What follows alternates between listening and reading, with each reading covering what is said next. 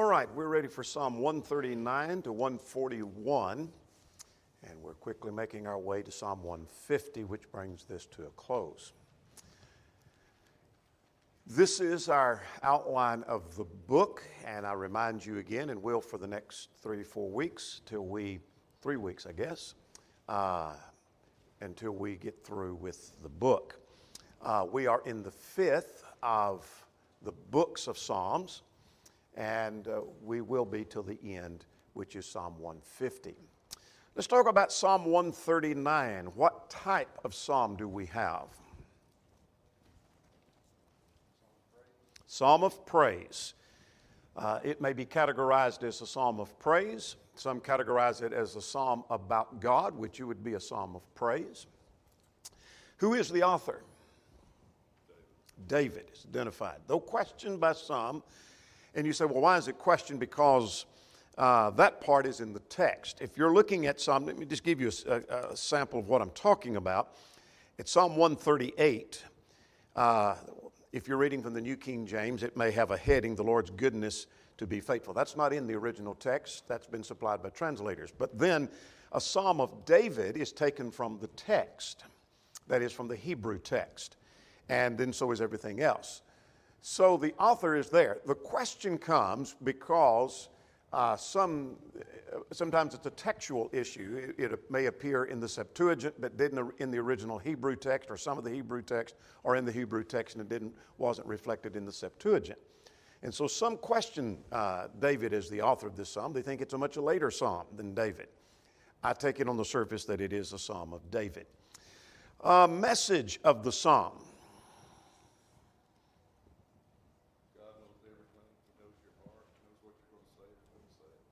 All right. God knows everything. Anything else? Very good. All right. There's the knowledge of God. He is all-knowing. He's all-present. And He's all-powerful. All of that's dealt with here in this psalm. This is a psalm of praise for His greatness. It's the crown of psalms. Robert Taylor said, no wonder the ardent admirers of the great psalm have called it the crown of the psalms and one of the chief glories of the Psalter. This is one of the most praised psalms and revered psalms of the book of Psalms. It is filled with brightness. I like what Spurgeon said. He said, the brightness of the psalm is like unto a sapphire stone. It flames out with such flashes of light as to turn night into day. And indeed, it does that. It focuses on why we praise God. We praise God because He's great, and it's more on a personal level. Now, what we mean by that, God's goodness on greatness is seen on a personal level. And again, a quote from Taylor. He said, the psalmist treads the mountain peaks of literary breadth, beauty, and brilliance in its lofty composition. God was real to the psalmist. He is good, great, and glorious. I've quoted many times in this study from Loophole, though it obviously is a devout psalm, the thinking and evidence in this psalm is not formulated in theological abstractions, but in terms of personal religious experience.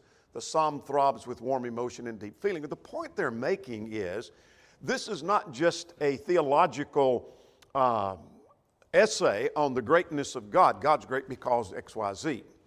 But here's what God does with me. God sees this with me. And wherever I go, God is there. God knows what I do, what I say, what I think. And so it is on this personal level that He approaches the greatness of God. It's dealt with the mightiness of God, God being the Almighty, on a very practical level. And what we mean by that, when we get through with the psalm, I better comprehend God's nature. That's very practical. Secondly, when we get through with the psalm, I have a reason to worship God. Now, we already have that reason, but we ought to have a renewed excitement about worshiping God after we look at the psalm. And furthermore, I have a reason to depend upon and trust in God because He is that all-powerful God and He is the all-knowing God. And it warns me about forgetting God. Spurgeon said it warns us against practical atheism, which ignores the presence of God and so makes shipwreck of the soul. And he is absolutely right about that. All right, it deals with the nature of God. And this is the outline we will follow. We're going to develop that in more detail. But verses 1 through 6 deals with the omniscience of God. He is all-knowing.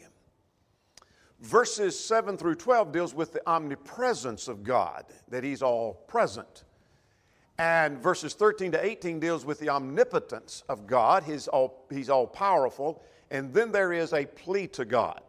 And we'll see what that plea is about. So let's start working our way through the psalm here. Let's talk about Him being the all-knowing God. Verses 1 to 5, he talks about what God knows. So let's look at verse 2 and 3. Now we'll come back to verse 1. We're not skipping verse 1. We're going to tie it in with something else. What does God know?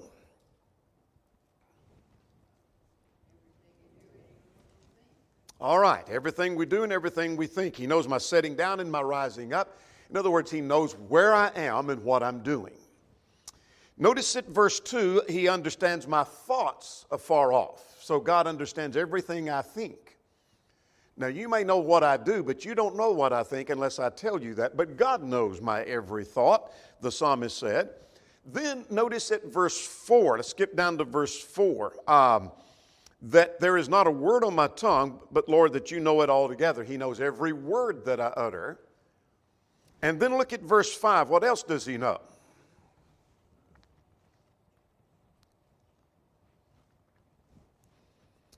You've hedged me from behind and before, meaning He knows my past and He knows my future. Now, I may know you, but I don't know all of your past. And I certainly don't know all of your future, but God knows everything of your past and everything of your future. That's an all-knowing God. God knows everything in your past. God knows everything in your future. He knows every word you've ever uttered. He knows every thought you've ever had. He knows where you are and He knows what you're doing. This is what God knows.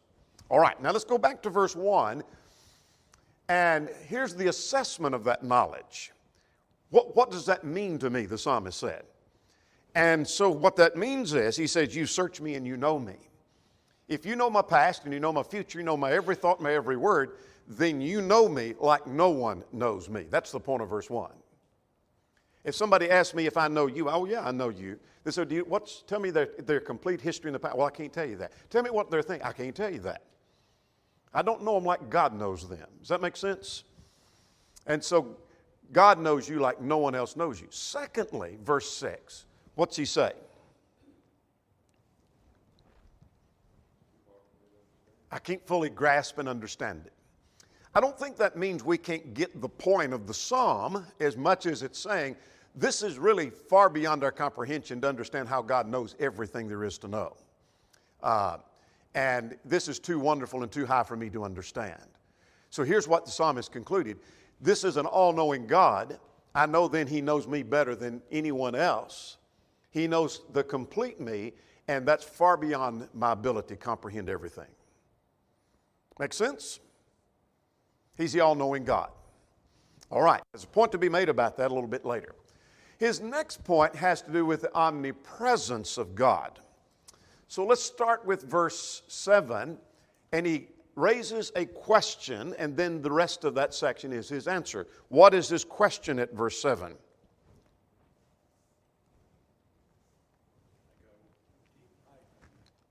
Yeah. Where can I go to hide from you? Where can I hide from you? Where could I go when you would not be there? It's a rhetorical type of question because the psalmist answers that saying that there's no place, that there's no place where I could go. But the question is, where could I go and God not be there? If you're in my presence, I can see what you're doing, I can hear what you're saying, but you can go from my presence and I don't even know where you are. And the same with me concerning you. Let's notice beginning now at verse 8. He begins to expound upon this no place. At verse 8, he said, if I ascend to heaven, you were there. If I make my bed in hell, what does it mean by hell? Sheol. Hades. Sheol's in the Hebrew. Hades is in the Greek. It has to do with the Hadean realm, the realm of the departed spirits. So if I ascend down to Hades, or if I ascend up into heaven, God's there. And so I can't go to the extreme heights or the extreme lows and escape from the presence of God. Verse 9, what does he say? If I were to have...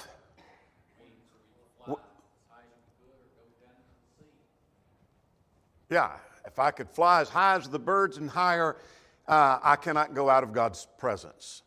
So let's try the depths of the sea. You go down into the depths of the sea, and he says at verse 10 that your hand will lead me and your right hand shall take hold of me. So there's no place where I can go. I'm without God. I can't go too high or too low and find that. Well, verses 11 and 12, one of the things that man has a problem with is seeing in the darkness.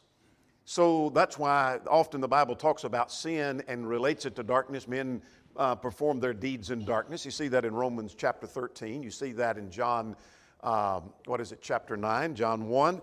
You see those concepts because man don't want to be seen. But notice at verse 11 and 12, what is he saying? Yeah. Surely the darkness will fall on me, and even the darker light is about me. Even in darkness I shall not hide from you, but the night shines as the day. In other words, God sees everything in the darkness of the night just like it's the brightness of the day. And so the point is, God is all present. He's everywhere. I can't hide from God. So God is all knowing, and God is all present. He's everywhere. He's a great and mighty God. Questions or comments?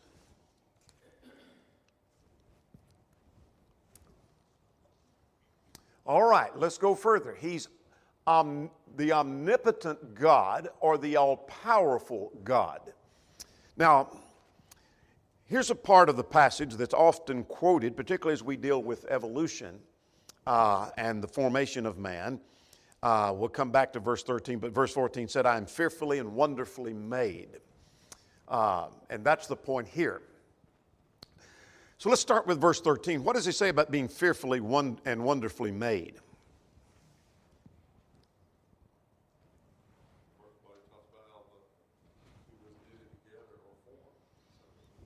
Yeah. That you have formed my inward parts. What does that mean? God made all the internal organs, the inward parts of man. And you have covered me in my mother's womb. In other words, you made me while I was in my mother's womb. You think of the power of God. That God created so that the child would be born from his mother. And I'm fearfully and wonderfully made. Marvelous are your works, and my soul knows well, very, very well. Verse 15, what's he mean about the frame? My frame.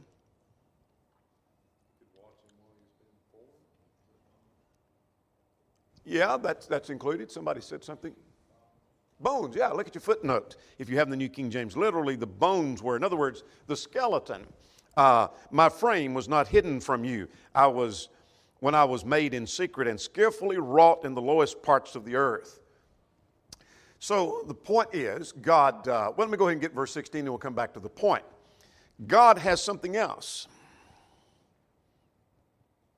Your eyes saw my substance being yet unformed.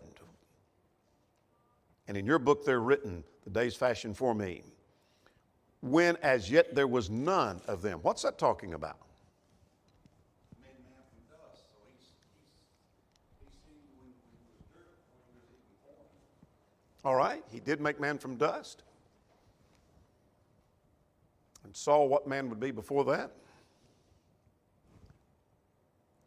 I think he's talking about God having foreknowledge of his days. Even before the psalmist was born, God had foreknowledge of his days. That he would be born. Here's what he would be. Here's how he'd be formed. And so remember a moment ago I said this is on a personal level. This is not just theological. This is on a personal level. This is what you did for me. How that my inward parts you formed. And my skeleton you formed. You formed me in my mother's womb. And you had foreknowledge of my days. Before I was ever born, you had foreknowledge of my days. When I would be born and what would take place. How I'm going to live, what I would look like. And my skeleton, my organs, etc. You had knowledge of all of that. Long before, notice at the ending of verse 16, he says, when there was yet none of them. when none of that was yet formed. You saw all of that. So what's the point here in 13 to 16? Yes, you say, well, he's fearfully and wonderfully made. That's true. What's his point? What's he driving at? The power of God, how he can do things. Yeah. Yeah, I think he is driving at the power of God, that this is, because he's going to talk about the wondrous works of God. We're going to see that at verse 17, verse 18. Anything else?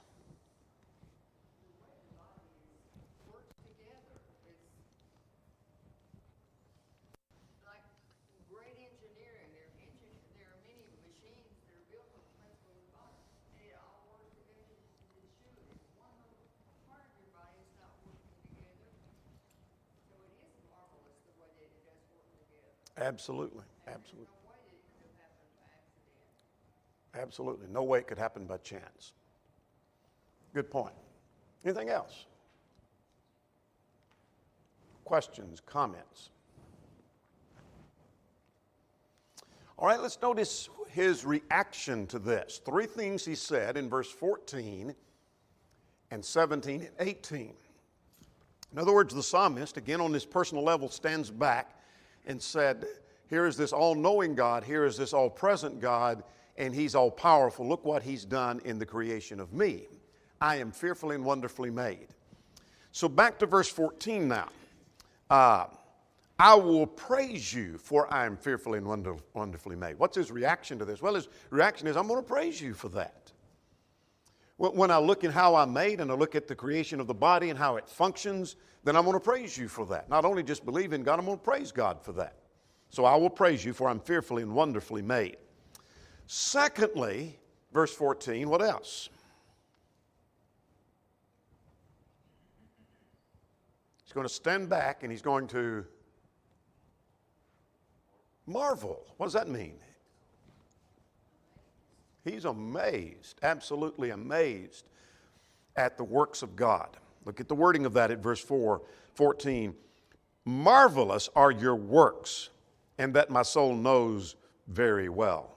That I know very well that this is a marvel. This is absolutely amazing. This is awesome what God has done in the creation of the body. But again, it's on a personal level. Look what he did for me. Look what he did with my body and creating that and how it functions. So I will praise you. I will marvel at your works. And then notice at verse 17 and 18, he adds a point that I think is quite interesting. It seems on a cursory reading of the psalm, I think you will easily miss this. I did, till I go back and look at it a little closer. But I think his point, let's get the point and then we'll go back and read the verses and see if that's what it says. That this is precious because God thinks about us. So notice in verse 14, he's thinking about God. He's praising God. He's marveling at God. But one of the marvels is that God thinks about us. Now you think about maybe this is a very poor illustration, but you think about some powerful person in the world, a king or president or congressman, somebody that's in great power, and you think about them a lot. And maybe you pray for them, but to think they probably don't think about you as an individual. I doubt they know you as an individual. But our God does know you. So let's get that in mind. Look at verse 17. How precious also are your thoughts to me, O God. Your thoughts are precious. I don't think he's merely talking about the Word of God is precious. That's true, but that's not his point. That doesn't fit the flow of the context. I think it's about God thinking about him, that God has us in our thoughts. And so this is not just a passing or an occasional thing where every once in a while God might think about us. I marvel at this. That's his point. How precious also are your thoughts to me. How great is the sum of them. If I should count them, they are more in number than the sand. When I awake, I am still with you. Does that make sense? The way you think about us, the way you've put us in your thoughts, and you're reflecting on us and what you've done for us is a marvel indeed. Does that make sense? Questions, comments, maybe an enhancement of that. Someone can expand on that and make that clear. I thought that, his thoughts about me, there's so much of his thoughts. He said how vast is some, that, sometimes people will say, I wonder, like you said a minute ago, does he think about me? Of course he does. He thinks more about me than I even can imagine. Absolutely. Absolutely. And that's, that he has me, it's not just that he has mankind in his thoughts. Again, this has hit me clearer this time of studying Psalm 139 than any time before, of how this is on a personal level with the psalmist. That the psalmist is saying, this is what God's done for me, the psalmist. And so I can make application to myself. It's not that God just thinks about man generally, occasionally, but he's thinking about me. Steve? So humbling to me. I think about what David also wrote in Psalm 8, verse 4. What is man that you are mindful of him, and the Son of Man that you visit him? If you think about his power, his greatness, the fact that he has time to care about us and to think about us, I hear what we have to say in prayer. Absolutely. Very humbling that this all-powerful God thinks about me, that he had me in his thoughts. He knew about me before I was ever formed. He knew what I was going to be like before I was ever born. All of those things are dealt with in the context. All right, let's talk about the plea to God in verses 19 to 24. Now, in light of this all-knowing, all-powerful, almighty God, he makes a plea, first of all, to punish the wicked enemies. Now, the request is for God to slay the wicked. Oh, that you would slay the wicked, O God. Depart from me, therefore, you bloodthirsty men.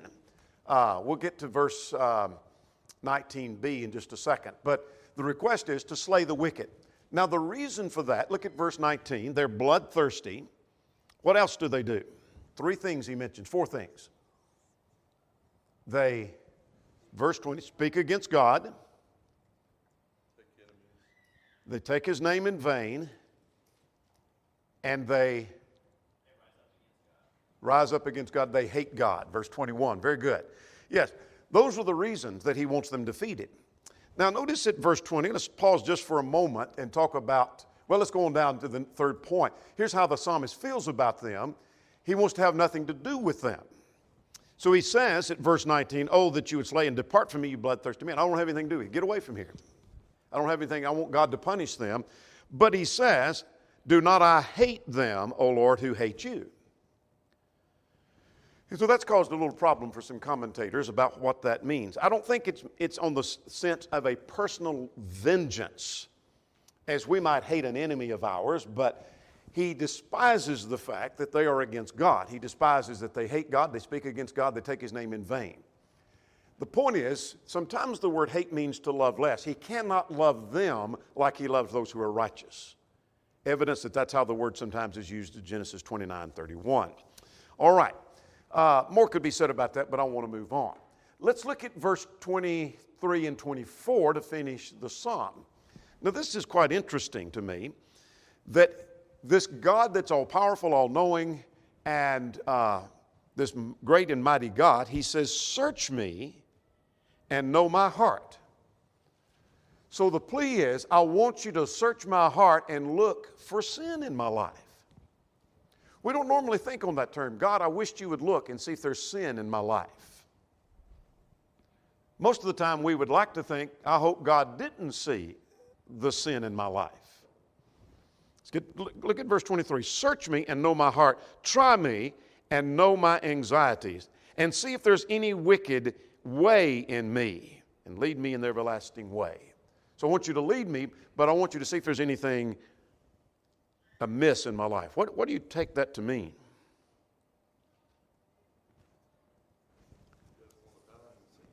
He doesn't want to die in sin.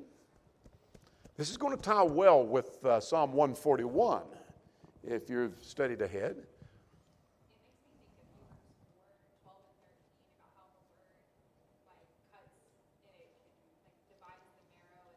Yeah.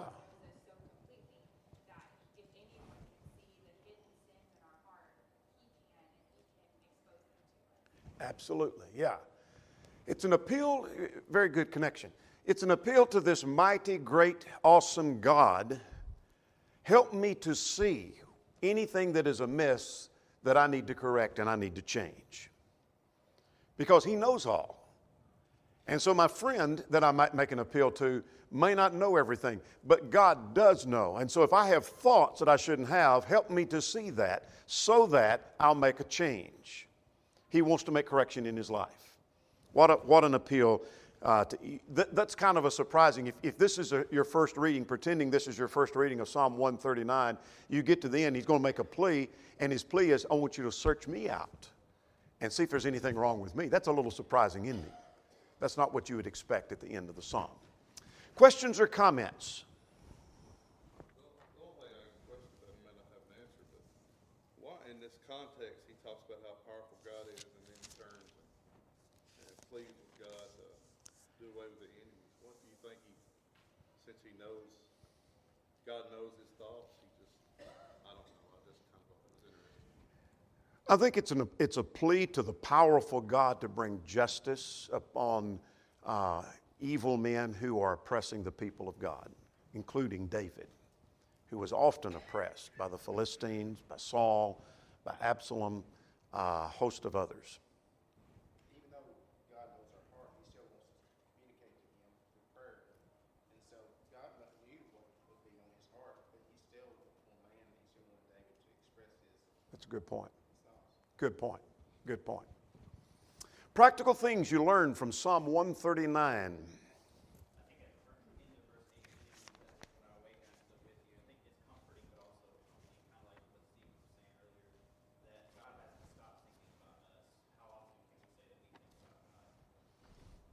Good point. Good point. What else? Take home with you. Psalm 139.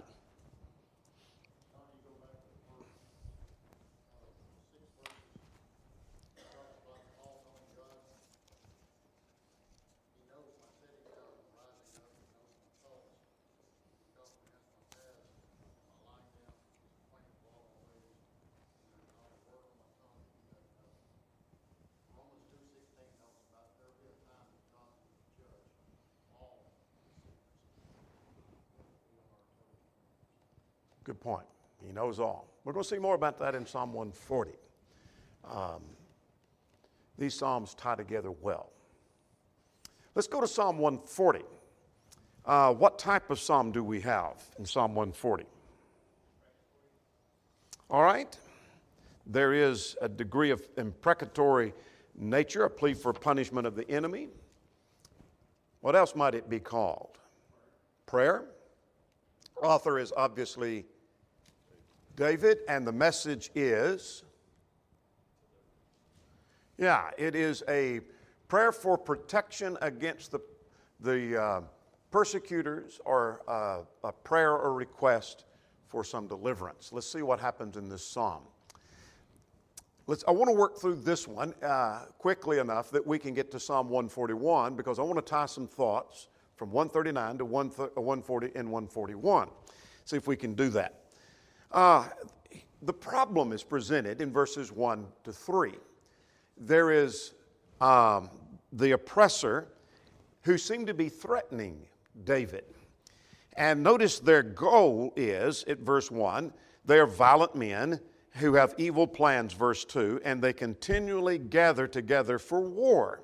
They're out to destroy David. They want to make him, verse 4, stumble in his steps. But I take verse 3, the sharpening of their tongues, and they have the poison of asp under their lips, is just a poetic way of saying they are threatening David. So the problem is their evil intent and the threats the enemy is making. Now we're going to make a play on the threat here in just a moment. So in verses 4 and 5, notice he uses two phrases, keep me and preserve me. In other words, preserve me from those who have this goal of making me stumble. That's their goal. Now, the means of doing that, notice three terms that he uses at verse 5. They set a snare, they spread a net, and they set traps. Again, that's poetic. I don't think it's a literal trap. They're trying to catch him like trapping a bear or an animal. But they're setting every kind of ploy, everything in play to get me to stumble. They're out to destroy me. And they're making all kind of threats. So my prayer is, deliver me from that. Now, at verses 6 to 8, he prays for strength. Now, this one is interesting to me, that he makes supplication, verse 7, O Lord, the strength of my salvation. You have covered my head in the day of battle. So I think his prayer is, give me strength and give me protection. And notice, do not grant, O Lord, the desires of the wicked, at verse 8. I think, in other words, don't give strength and grant strength and power to the enemy. So it's a prayer for my strength to make it through the problems. But then his plea is for the punishment, and that's why it was mentioned it's an imprecatory psalm. At verses 9 through 11, the punishment of the enemy. But notice at verse 9, let the evil of their lips cover them. Here's a play on the threats of verse 2 and 3. I think it's what they're threatening, may it happen to them. So it's like a bully that's always threatening he's going to beat you up. It's basically, may he get beaten up. He's threatened to knock me down, well, may he get knocked down. Whatever they're threatening to do, may it happen to them. In other words, may they receive their just due. Now, and the point at verse 10, let them be cast into the fire and into the depths and not rise again. In other words, may there be an end to their threats and to their opposition. That's what he's praying about. Now let's get 12 and 13. 12 and 13 focuses on confidence. He makes a plea for the punishment of the enemy, but he has assurance and confidence. And what is his confidence? He said, I know. Verse 12. What does he know? Yeah. I know the Lord will maintain the cause of the afflicted. In other words, I am confident of the vindication of the righteous. So who is the enemy? We're not told. Who is the one threatening? We're not told. There's no indication. We don't know anything of the dating or the timing of this. And so who is the one that is the persecutor? Could it be the Philistines? Could it be some of Saul's people? Could it be Absalom and his people? I don't know. But there is a threat. Pray for deliverance, his prayer for strength, his plea for the punishment of the enemy.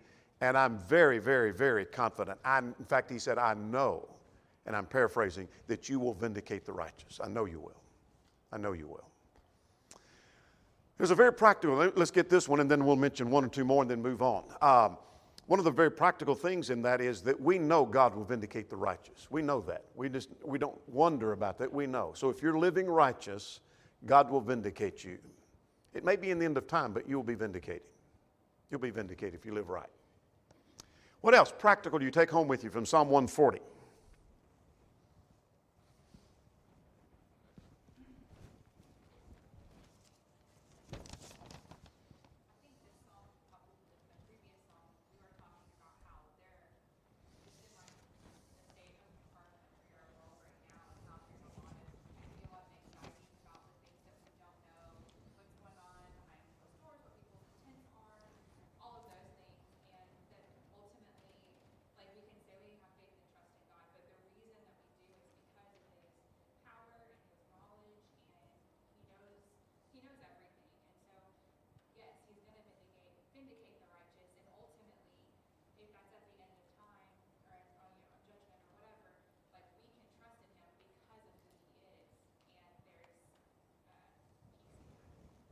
All right, very good. Let's go to Psalm 141. What type of psalm? Yes. Author? David. Message.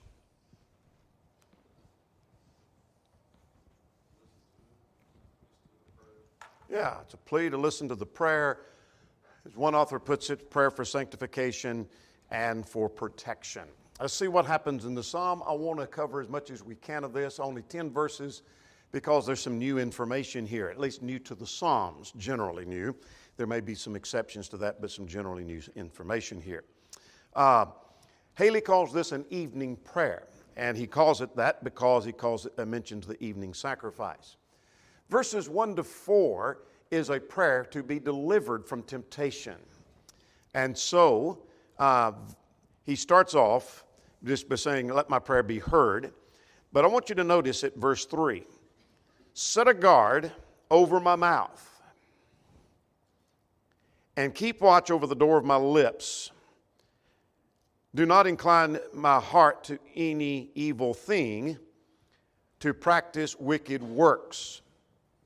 He just mentioned what we say, what we think, and what we do. He mentioned three things: what we say, what we think, and what we do. So may I be delivered so that my thoughts are guarded, my words are guarded, and my actions are guarded. That's powerful. This reminds me of lead us not into temptation, Matthew 6. Now, starting at verse 5, now this is where it really gets interesting to me. Verses 5 to 7. Notice he said, I call it a prayer, our comfort in rebuke and affliction. Let the righteous strike me. This reminds me of Galatians 6, 1 and 2. It shall be in kindness. In other words, his prayer is, I don't want to sin. I want to be kept from temptation. But if I do yield, I want some righteous person to correct me, but I want it done in kindness. That's Galatians 6, 1 and 2. Let him reprove me, and it shall be excellent oil. Let my head not refuse it. Let it be a blessing on me. A rebuke is a blessing if it corrects me. And so he takes comfort in rebuke. But, for still my prayer is against the deeds of the wicked. I want to hear rebuke from the righteous, but I still pray and have concern for the wicked, and I'm praying for them. Now, verse 6. Their judges are overthrown by the sides of the cliff, and they may hear my words, for they are sweet. I take my words that are sweet are the true words that are taught and that are uttered from God, is what I take that to mean. And I think he's saying that this calamity or this failure may force them, when they fall, to recognize what is being said from the Word of God is true. I'll let you do with that what you wish. Now, here's where I've been driving, trying to get to verse 7. Our bones are scattered at the mouth of the grave when one plows and breaks up the earth. Perhaps a cursory reading of that. You say, I don't know what that's about, and move on. I was tempted to do the same. But what I think he's saying here, in light of the flow of the context, I like what Loophole said. He said, on the plowed earth that has been prepared for the sowing lie the bones of God's saints scattered right at the mouth of the grave where they were buried, but not buried in utter hopelessness. Though buried, they are seed sown unto new life. This verse then appears like a statement of a belief in the resurrection. So said the same thing. That was Loophole. Colin Datley said the same thing. I think it is a hint at the resurrection. The doctrine of a resurrection in the end of time is not fully developed in the Old Testament like it is in the New, but it's hinted at in numerous places, in Isaiah, Ecclesiastes, and we find it here sometimes in the Psalms, and this is one of those. And so I wanted to get to this because verse 7, I take it to be a hint of the resurrection, that bones are scattered and are plowed, but they're not in hopelessness. That's like something that's been planted that's going to burst forth again with new life. So what's his point? There is comfort here in the rebuke. I don't want to sin. And so deliver me from temptation. And I take comfort when I'm rebuked properly. And I even take comfort in the affliction because even if we're killed and our bones lie in the grave, we'll be raised again. I take that to be the point.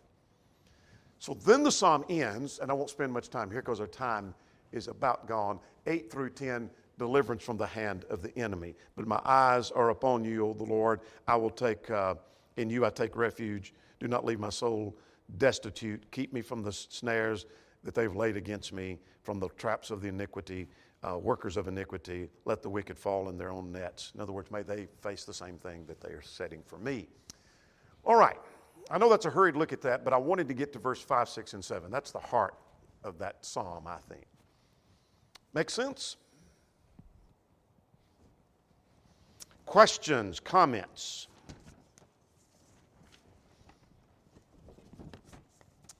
A couple of minutes to go, so let's get practical things from Psalm 141. See a prayer Donnie, David asked, God, bring on some personal intervention. I think we can pray for the same thing. There's time to really do some self-reflection, ask God for some personal intervention with us. Yeah. Help us through things. Quite, very good. Sometimes we think we don't want anybody saying anything to us about what we're doing, and yet what we ought to be praying is, God, if I'm doing something I shouldn't, may somebody send somebody my way to tell me. I need to hear. Tell me or let me help me to see. Help me to see that somehow. Good point. What else? Practical. You take home with you. Psalm 141. David, he reminds me of how we are, how we live, and how he too, he was a man after God's own heart, but even he had problems with things that he would say, cover my mouth, doing things. It's just, I don't know, it's the impersonal approach as you put it earlier. Yeah, It just helps my life. absolutely. Absolutely. We have to be visual, especially not to go back, but we were just in 139, verse 2, like Steve was referencing, where he talks about discerning our thoughts, and verse 4, where he talks about how he knows it's all together. It's humbling.